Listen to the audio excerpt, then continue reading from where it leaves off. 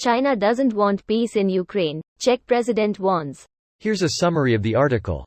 China cannot be trusted to mediate peace between Russia and Ukraine, Czech President Petr Pavel is warning, telling Politico that Beijing benefits from prolonging the war. While most Western allies have been skeptical of the overtures, some countries like France insist China could play a major role in peace talks. Pavel's remarks seemed prescient when, only hours after he spoke, China's ambassador to France provoked indignation by proclaiming that former Soviet countries have no effective status in international law, a comment that came in response to a question about whether Crimea belongs to Ukraine. Although Beijing on Monday distanced itself from the remarks, the incident has stoked the heated conversation around whether China can ever help bring peace to Ukraine. Pavel, who took office as president last month, said Beijing is using the war to learn. Pavel, who chaired NATO's military committee from 2015 to 2018, won the Czech presidential race earlier this year on a pro-Western platform. Speaking about anti-government protests that have been taking place in the Czech Republic over the past few months, Pavel said the protesters should not be lumped together, and that politicians need to put more effort into explaining policy to citizens. This post received a score of 27,000, with an upvote ratio of 90%. Here are the top comments in response to this article. Yep, cheap oil and arms sales. They want more war for their own benefit. China's economy has struggled since the global outbreak happened. If I spelled it out, a bot would remove my comment.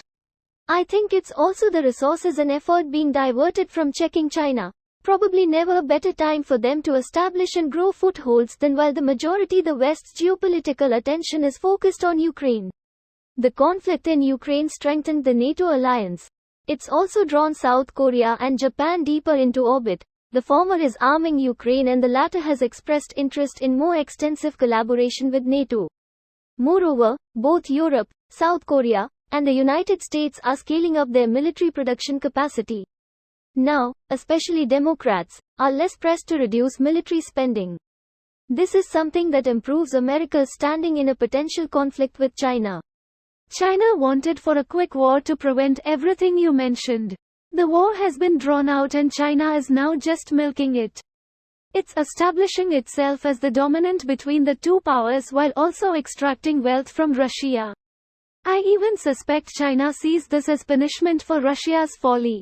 Given how China is courting Central Asian countries, this whole thing probably advances their geopolitical ambitions by a decade or two.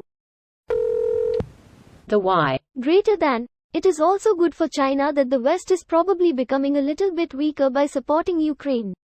Actually, the war has exposed the bottlenecks in the arms production and the West should be better equipped in 5 years. It's also the best version of war games for China than they could ever hope, as they're seeing in real time how support for an invaded nation would come from the West and their allies, as well as weapons capabilities, though clearly not the full deal. This gives them a lot to evaluate and prepare for on top of the economic deals they're getting from Russia, while also seeing that rival, for they are historically rivals, weakened to potentially take advantage of in reclaiming territories from long ago lost to the Russian Empire. This certainly goes both ways here. For instance, Japan finally came around to accepting they need cruise missiles to defend themselves like Block 5 Tomahawks from the US rather than relying on overwhelming air defense. Oh, of course, everyone is taking lessons, especially with the importance of drone warfare and the still sustained need for artillery. Turns out a dumb tube full of boom is just as effective as cannons have been for ages. The smart tubes full of boom even more so. This video was automatically created by Reddit to speech. The article and comments in this video were selected from Reddit according to their upvotes, and any paraphrasing was performed by smmry.com, without any human intervention.